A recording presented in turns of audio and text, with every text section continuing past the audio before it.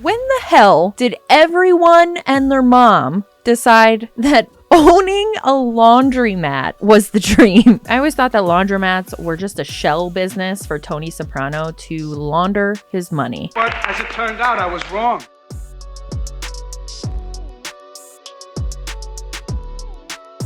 Hello, welcome back to my channel. Welcome if you are new. It turns out we may have all been sleeping on this whole corner of the internet, and I'm talking about laundromat TikTok. When the hell did everyone and their mom decide that owning a laundromat was the dream? According to social media, laundromats are not only recession proof, they also supposedly have a high cash flow and offer the kind of time freedom that MLMs, also known as multi-level marketing companies or network marketing companies, have been promising us for years, allegedly. And I'm going to be honest with you.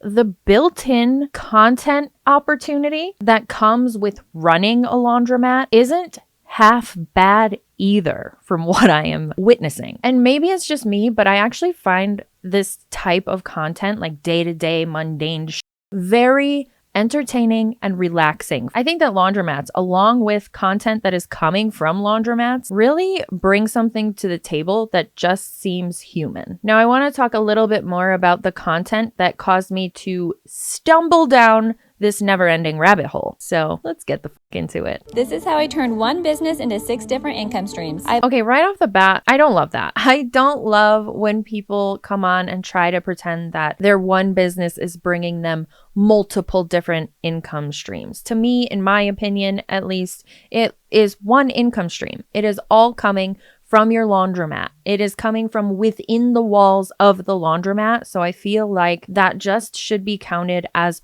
one stream of income. However, I thought it was really interesting that she showed all of the ways that laundromats can bring in money. So let's continue. I've owned my laundromat for 5 years and I've 3x'd my income since working as a nurse. First, I sell soap and dryer sheets to all my customers who walk into my laundromat. My second income stream is my snack and drink vending machine. I restock this every 1 to 2 weeks and I make about $300 to $400 a month. The third and fourth, which are the most profitable, is pickup and delivery and wash and fold. A few years ago, I bought a commercial iron, and so now we iron table linens and napkins for wedding venues and event centers. And so because of this, the majority of our commercial accounts are table linens. I love this. Something about this is so satisfying to watch, and I love how business-minded she has been with her laundromat. This is her laundromat. She has full say in all of the things, and she gets to buy a big iron and iron tablecloths and charge people money for it. I'm here for it. I love it. The next income stream is, of course, our self-serve customers. About a year after owning my laundromat, I replaced all my old washing machines with brand new ones. And because of these new machines, my customers now have upsells they can choose from with each wash, such as a pre-rinse, an extra rinse, extra hot water, or a rapid wash. And the last one, I installed a card system called Laundroworks. Not only can my customers now pay me with credit card or app, but now there are ways with this software that I can incentivize my customers to keep coming back again and again. So those are 6 different ways that I've been able to increase my revenue at my laundromat. I love how business-minded she is. I've been to laundromats that don't offer the vending machines, which is surprising to me because I noticed while I was doing this research, there's a whole other rabbit hole with vending machine businesses. However, I noticed a lot of laundromat owners that I was seeing have their own vending machine and they manage it. So it always surprises me when a laundromat doesn't have a vending machine for, at the very least,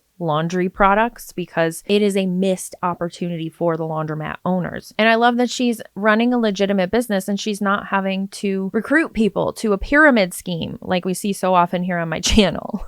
All right, this next one is our finance bro for the day. He is a business broker. So he gives advice on buying businesses, starting businesses, things like that. And he had some interesting things to say, and people pointed out some rebuttals, I guess we could say, in the comments that we're also going to go over. The easiest passive income you could make is not stocks. It's not real estate. It's not crypto. It's a laundromat. And everybody laughs at me until I show them the numbers. A laundromat with card readers does not need employees, period. You could manage it from your phone. I don't agree with that. Again, I frequent the laundromat. I love the laundromat, just like I love a coffee shop. And I prefer ones that have card readers, but I also like to see, like, the ones that I go to always have an attendant, and typically they're always like cleaning the machines after they've been used, wiping things down so the laundry detergent doesn't get gunked up on the machines, like things like that. So I do believe there always has to be somebody manning the laundromat so that if anybody has an issue or if something needs to be cleaned up, there's a lot of people who just don't give a because it's not their problem that go to the laundromat that are just very inconsiderate. And there has to be somebody there to kind of be the middleman for having to clean that up. So I disagree with his point there. You could show up once or twice a week to check up on things. That's it. And even if it's coin operated, you could spend 20 minutes a day emptying machines and making sure your septic is clean. With a bigger store, you can have wash and fold service and maybe one other person there, but you'll never need 3. No accounts receivable, payable, no inventory, no perishables. People aren't coming in complaining about the lasagna. They put their clothes in, they leave. I got clients that own 3 and 4 laundromats. They spend more time on the golf course than they do in the store. Meanwhile, you're in the office 9 to 5 reporting to a guy that's 10 years younger than you, hoping the economy doesn't tank. Laundromats ran through recessions, COVID, inflation. People will always need clean clothes. It's as simple as that. I agree and disagree with him equally in his point. I don't think that you typically, in a average size laundromat, you probably don't need 3 people. 1 is probably good enough for most days, unless it's like a peak hour, peak day, whatever it is. So I agree with him there that you would never need 3 attendants, but at least 1. Also, something that I don't agree with is that you don't have accounts payable or receivable. If you're doing full service laundry, fold and wash, you do have accounts receivable, accounts payable, and inventory. You're gonna need laundry detergent, fabric softener, stain remover, bleach. You're going to need all of those things, and those will come from accounts payable. Your accounts receivable are places like we saw with the first girl. She is ironing tablecloths and napkins for venues that hold events, and I'm willing to bet she has a full account for that individual that they have to pay every so often, however often they're getting their linens washed, dried, ironed, folded, whatever. So right there, you have all 3 of those things: accounts receivable, accounts payable, and inventory that you have to worry about. And then vending machines. If you're running the vending machines, then you have to keep them stocked. And again, you have accounts payable and inventory right there. I think he's selling people short when he's saying that none of those things exist in a laundromat. And it sounds really appealing. And the average person probably wouldn't think of all of those things that do go into a laundromat because most of it is self-service. But anyway, let's see what the comments had to say. Yep, see, someone said right here, you need to open and close and stock the supplies, repair machines. So all of the things that he said about what I just pointed out were negated in this one comment. There was this comment from a laundromat owner that says, I own 2 laundromats in LA, and I have not found this to be the case. It's been a challenge. And then we have this comment, which I didn't agree with. Every house and every apartment has a washer dryer. Who's using a laundromat? Baby, that's privilege shining through. I frequent the laundromat. I'm there at least once a week. It's never not busy, ever. It is never not busy, even in the middle of the day on a random Tuesday. There's always people there. There have been times where I had to wait for a washer so that I could do my laundry. And these are larger laundromats with many machines. I think that a lot of people don't realize that laundromats are still very necessary and very utilized. Not every house or apartment has a washer and dryer. And like I said, some people just prefer to go to the laundromat. Another thing I like about the laundromat is that I always say I have undiagnosed ADHD or self-diagnosed ADHD. And I say it lightly. I don't know if that's the case. However, I find it helpful that I have to take all of my laundry, wash, dry, and fold it right there. Like, I have to get it done because otherwise my clothes will sit in the wash for days and I will rewash the same load 5 times because I keep forgetting about it. When I go to the laundromat, it's easier because I have to get my clothes out of that washer as soon as it finishes, put it in the dryer, and then when that finishes, I have to get it out as soon as they're dry. So I have to get my laundry done. There's no way for me to not get my laundry done, if that makes sense. But anyway, that's enough rambling. Let's talk about this one. Now, I have a love-dislike relationship with this content, and you'll see why as we work through it. If you've ever wanted to own a laundromat, I'm going to tell you exactly how to do it. Step 1 is to get on Google and find the 3 oldest laundromats in your area. Step 2 is to drive to each of those laundromats, introduce yourself to the owner, ask if you could pick their brain about what it's like to own a laundromat. Step 3, after you've built a rapport with the owner, ask them if they're willing to sell their laundromat. If they say no, move on to the next one. If they say yes, well, then the fun starts. All right, now that we've been introduced, you could probably get where this is going, right? She's a little bit of a laundromat coach, and I get it. Like, she's probably really excited that she bought a laundromat, and she makes it sound so simple and straightforward. And in my opinion, it's just not. It's not that simple for everybody. But anyway, we'll let her finish talking. Once you find somebody that's willing to sell you their laundromat, you have a couple options. The first one, you can hire a broker, which is not what I did, but probably would have saved me a lot of time. And the second option is to just figure it the out. So there you go. Just figure it the out. I think she's leaving out the part that you have a little bit more market research to go into that before you even explore visiting laundromats to talk the owner into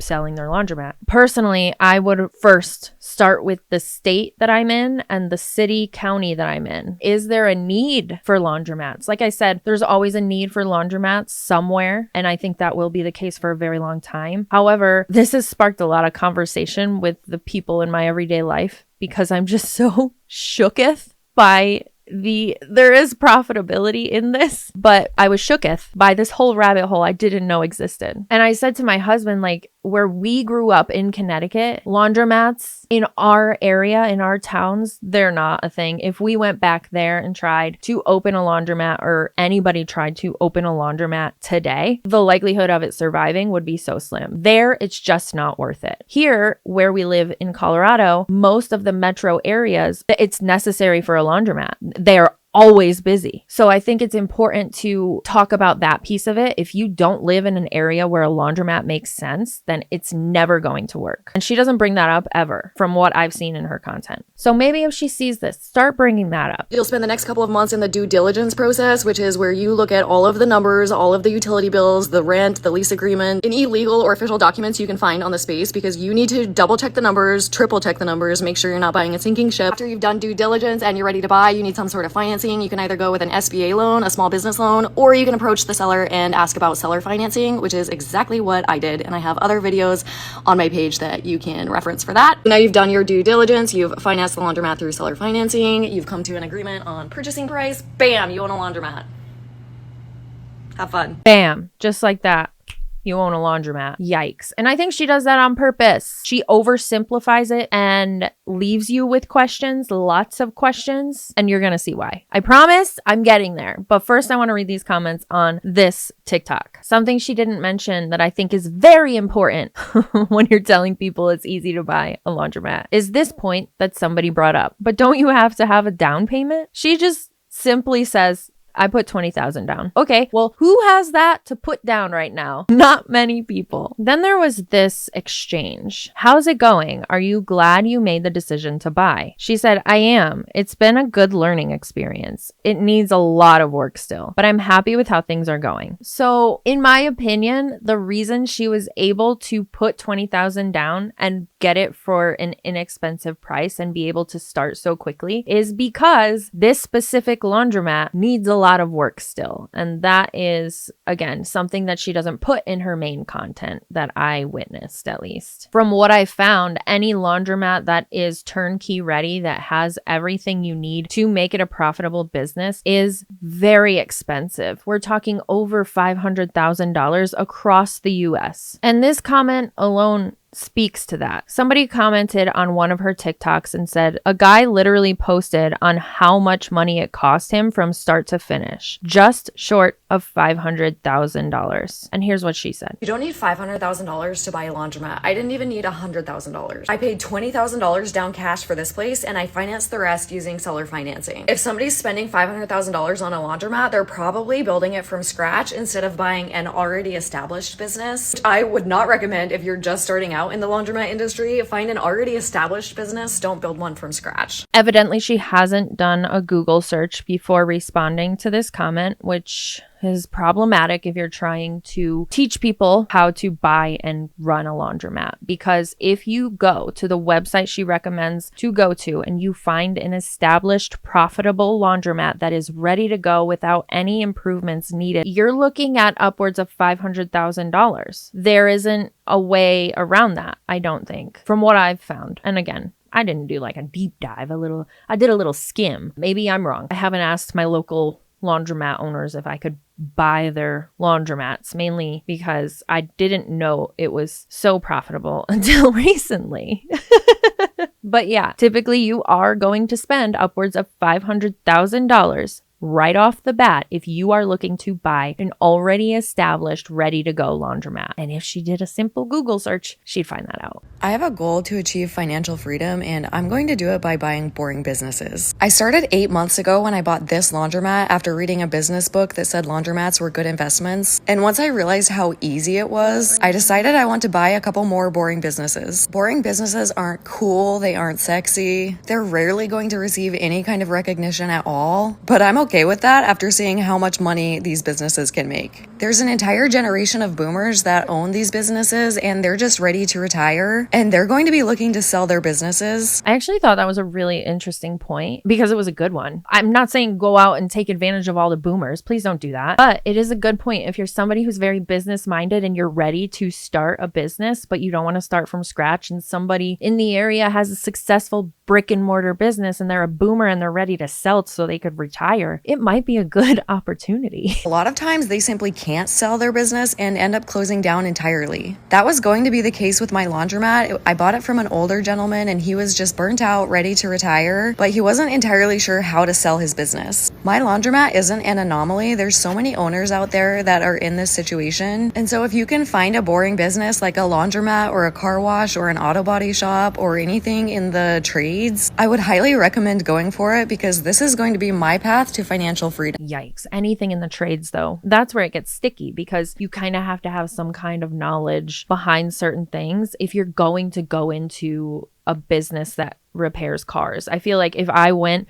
to an auto body shop and was like, hey, I heard you're trying to sell, can I buy it? I'd look like a fucking fool because I have no idea what I'm doing there. So definitely it has to make sense for you. Anyway, there were some fun comments on this one. A lot of people were saying, yeah, but I don't have money to buy a laundromat or laundry mat. It's laundromat. Laundromat. Now that we got that out of the way. Unrealistic. Most of us don't have money to buy a business. We are living paycheck to paycheck, and that is very valid. Very valid. Most people are not in a position where they can even put $20,000 down to buy a laundromat that needs a lot of fixing up. This one I thought was rude. Step 1, have rich parents to buy a business. Come on. Why do we have to go this route? Why? And I think that's just rude and uncalled for. That person probably needs therapy. Then our Hunbot chimed in, and this was so glorious for me. Network marketing is also a good investment because you, the letter U, don't need any education or money to start, clearly. Somebody replied to this person and said 95% or more of people will not succeed with MLM/network marketing. Most of that statistic don't even break even and lose money. Be careful. If you're new here, that's something that I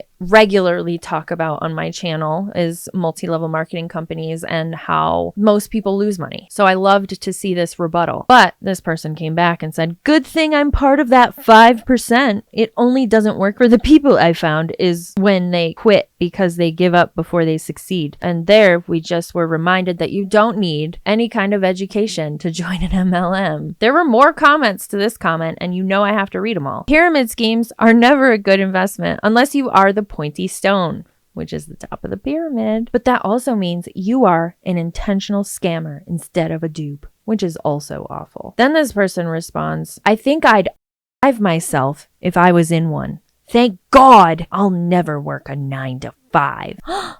Not the dreaded 9 to 5 that allows people to go to work, clock in and out, leave their work there, and gives them a guaranteed paycheck along with benefits. Not that 9 to 5. I'm so glad you'll never work one of those. They never cease to amaze me, these Huns. I can't. While we're on the topic of MLMs and their deceitful business practices, let's talk about business coaches, specifically laundromat business coaches. Because what the f*** is this, man? Can we not? The Beginner's Guide to Buying a Laundromat. Everything you need to know from LLC to opening day. You can get this guide for $25 on this individual's website. Let me remind you that she just bought a laundromat that has already been running for years, and she put $20,000 down and admitted that there's a lot of work to still be done, but she's now wanting to teach people how to buy a laundromat and charge them $25 for it. And from what I've seen from just my research for this video, you can likely get everything she talked about for free on TikTok. You don't even have to go to YouTube, Facebook, Instagram, Google, just right on TikTok. All the information's there for you. It's a rabbit hole. Have fun. You don't need to spend 25 doll hairs to get this bullshit guide. I'm sorry, not sorry. All right, we're going to pivot and we're going to look at some content that, in my opinion, is very well done and has made me even start to question if maybe I want to go and buy a laundromat.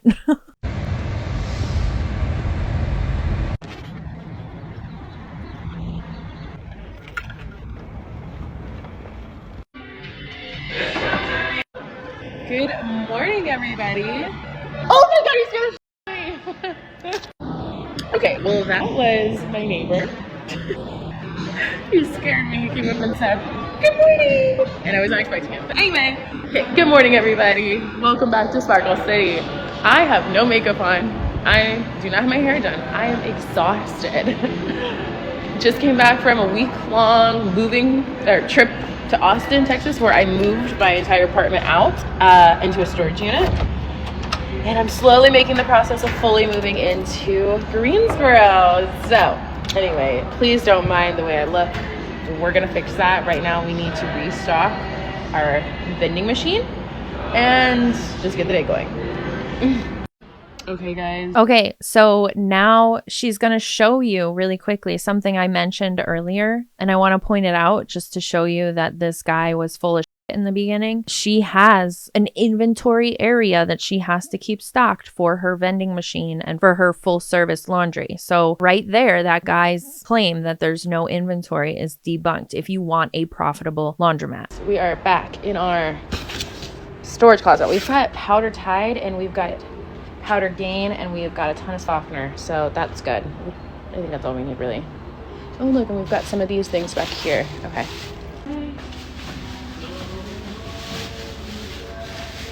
More Downy softener.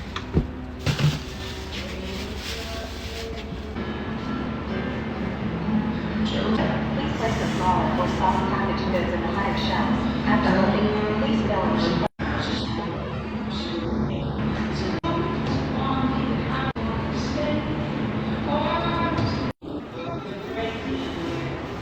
This is so satisfying to watch. All of her content is like this. It's amazing. I love it. Maybe I'm alone. However, one small note that would make me not want to buy anything in this vending machine unless it was laundry supplies. I don't love that there's fabric softener sheets on the same shelf as some food. And it's packaged, so maybe it won't bother it. But as an ex-grocery store employee that used to bag groceries, I just always put those separately. However, it does look like she only has one vending machine, so I see what she's trying to do. I get it. I just would be a little apprehensive about buying food out of there because I would be afraid that it's going to taste like clean laundry. And clean laundry smells good, but it doesn't taste that great. But anyway, what I wanted to say about this content is that she does a really good job at making it a human experience. The whole thing is a human experience. She is opening her laundromat for the day and showing you what she has to do to get it started, to be successful, to run her business. And I love that. And I also loved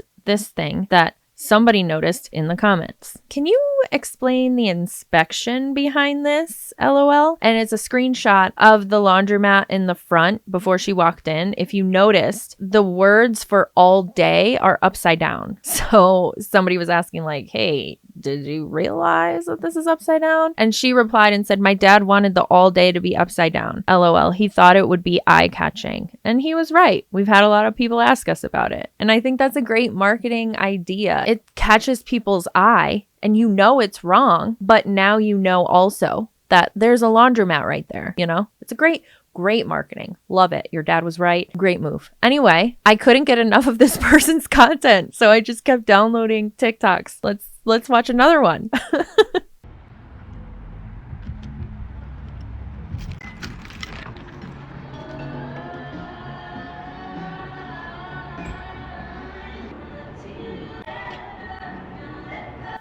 Something about this is so satisfying, and I have no idea why.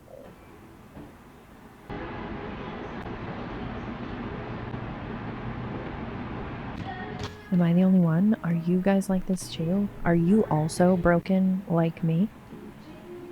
I just like to watch it. People doing people stuff. It's relatable. It's not influencer coded. She's just doing life. I love it. Love it. Love it. Love it. She is so good at social media.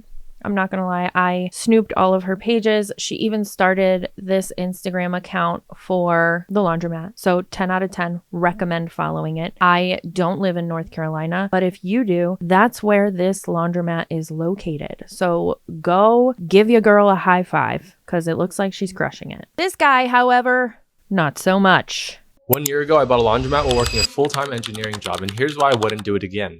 This was my side hustle for 2024. First things first, I don't think that it should be a side hustle. If you want a successful laundromat business, I feel like you will have to do some kind of work. Like we just saw with our Sparkle City laundromat girl. She's there. She's there working. She's manning the laundromat. There's a lot of work. I don't believe it to be a side hustle, and I don't think that people should be sold on the trend of buying laundromats off the premise of it being a side hustle. It is a full-time gig. So on paper, it looked perfect. It was passive income, recession proof. People always need clean clothes, right? And the seller promised a solid revenue number. So I thought it was going to be 3 months of hard work max and then a turnkey laundromat. But here's the part that nobody tells you about laundromats. The laundromat is far from passive. Machines will break, there will be plumbing issues, customers will complain, you may have to deal with employee turnover. Or in my case, I had employees stealing from me. Oh, that was another common thing I saw while I was looking at TikToks and researching the laundromat trend is a lot of people who own laundromats who hired outside people to work for them. Those people have stolen from them. So that's another thing. I don't know why laundromats.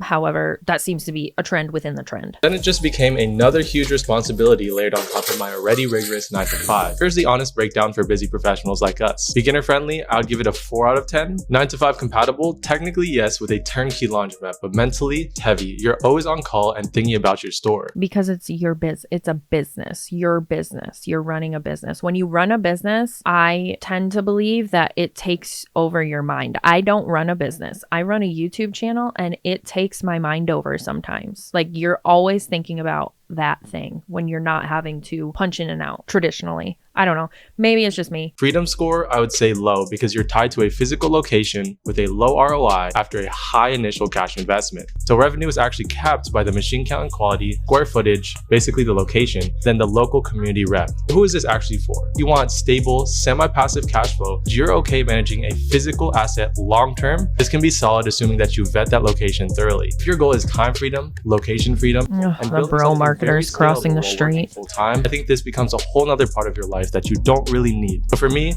the experience was priceless. I learned operations, negotiations, due diligence, how to grind through tough times mentally. But it was never going to be that vehicle that gets me out of my 9 to 5. No, it's just a new 9 to 5.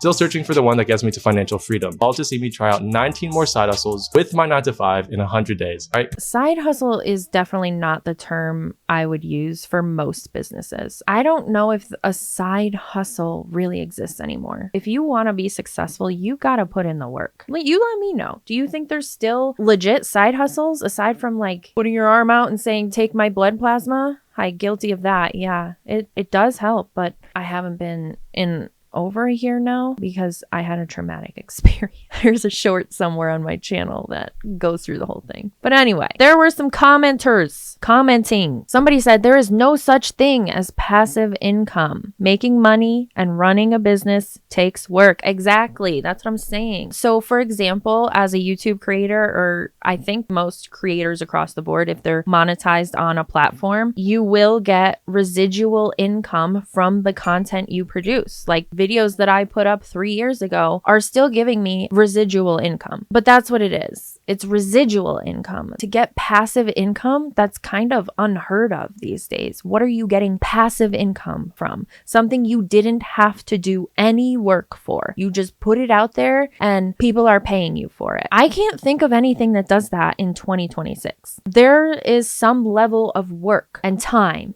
and money that goes into making an income in all of the senses, in the 9 to 5 and starting a business and being a content creator and being an influencer. There is some level of work that will have to get you to where you're getting residual income, but it was never passive income. Anyway, this person says, I used to own a laundry concierge business, so I knew all the workers and owners of the laundromats in the area. None of them were happy. They all felt trapped by the business. And that's another level of market research that I think is important. I think it's important to go and get all sides of the story. Why are some people that own laundromats and are running laundromats, why are they not happy? Why do they feel like it's sucking the life out of them? Are those reasons that those people are feeling like that worth it to you to then go and buy a laundromat? And then, of course, there were people who agreed with the sentiment of laundromats being a great option. Medium to bigger laundromats are where it's at. I'm about to list one and it makes good money. Absentee owner and has 4 employees. Owner doesn't even need to be there. I have a question. Where is this laundromat that you're about to list and why is it for sale if the owner doesn't even have to be there? There are pieces missing to this puzzle. Okay,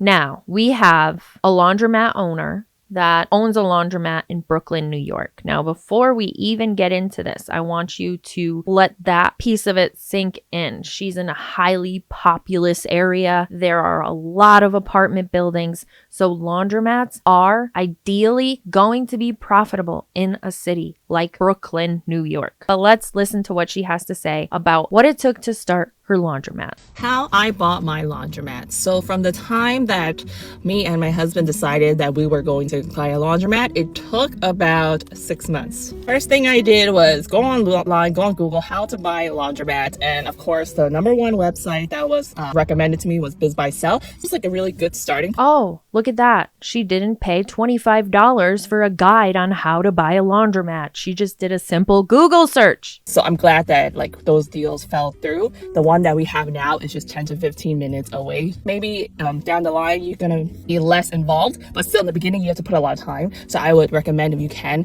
find one very close to home. Very important that you kind of like sift through, know the deal, and you just have to know how much you can afford. I did not actually find my current laundromat from one of those platforms or from a broker because all those fell through. This laundromat was not even on the market. It was through a friend. I was having lunch with a bunch of girls from my gym and I knew that this one friend, she knows a lot of people. So I just told her I am looking for a laundromat. And of course, she knew somebody he was just thinking about selling. He didn't even put out the market. I will say that's probably the case for most people right now, especially with how much they cost. I have noticed that most of the people who I have been watching on TikTok that were down this rabbit hole that I fell down, they didn't find the laundromat that they purchased, or they didn't share that they found it on a listing. They heard about it before it hit the market. And I think that's the way you're going to get the best deal because, like she showed in her TikTok, they are not cheap on buy, biz, sell, or biz, buy, sell, whatever it's called. Biz, buy, sell. They're not cheap. They're very pricey. So I think these people who are taking part in this laundromat owning trend are finding these deals before they're ever listed. And I think that's probably the most cost-effective way to do it from what I've seen so far. So I would say I got really lucky. I say finding the actual laundromat that is perfect, everything that you're looking for, is really important. For my husband, he wanted something really clean, something like really modern, or at least had the potential. A lot of the ones that we saw were really run down. The most important thing is figuring out how much down you can put, how you're going to get funding. But luckily, this owner, well, he wasn't like in it for the money as much as wanting to make sure that the laundromat was in good hands, and he saw that in us. We're just like a young millennial couple, just wanting to make a better life for ourselves. So he agreed to seller financing with a much lower rate than if we were to go to Eastern Funding, which is a bank that specifically does laundromat financing. Wow, there's a bank that specifically does laundromat financing. There's a whole world here. It's It's like Alice in fucking Wonderland in these laundromats. Of course, it's very important that you get the numbers, like the previous owner provided us with how much utilities has been, all the expenses, much revenue the laundromat has been bringing in for the past 2 years. Yeah, there's your overhead that dude in the beginning definitely didn't touch on. The water bills, the electrical, the garbage pickup, all of the utilities that are accounts payable. So you have to also like do inspection of the space. So what I do recommend is that you look at, because I didn't really do that, you look at the water boiler. A little after a year since we bought the laundromat, we realized that the water boiler, the water heater that's usually in the basement, is on the last of its lifeline, and those things cost a few $1,000s or $10,000 to replace. Oh, that's another thing. So, fun fact, my husband works in the plumbing industry, and while we were talking about all of the things that I found on the interwebs about owning a laundromat, he mentioned that if a water heater goes, that's a lot of money. They are not cheap. And most laundromats tend to have more than one water heater if it's a larger laundromat. And the laundromat that I usually go to did one time have their water heater break. And I won't wash my clothes in cold water, especially if I'm doing it in a machine that's not mine. So I went to a different laundromat. So that is a thing that you have to factor in, especially if it happens like on a Sunday. You're going to have to call a plumber and they're going to charge you extra because there's a call fee. There's an on-call fee. Like, these are things that will add up, and you do have to have some kind of savings in order to support the laundromat if a water heater breaks or if something goes wrong. And there was a lot of things in between, but that is pretty much it. The whole process, you're looking at maybe 5-6 months, and we were very lucky that we didn't have to go through a broker. We found a seller, and it was just like the perfect match. I would say that we got very lucky. Not everybody is going to be this lucky in finding the deal.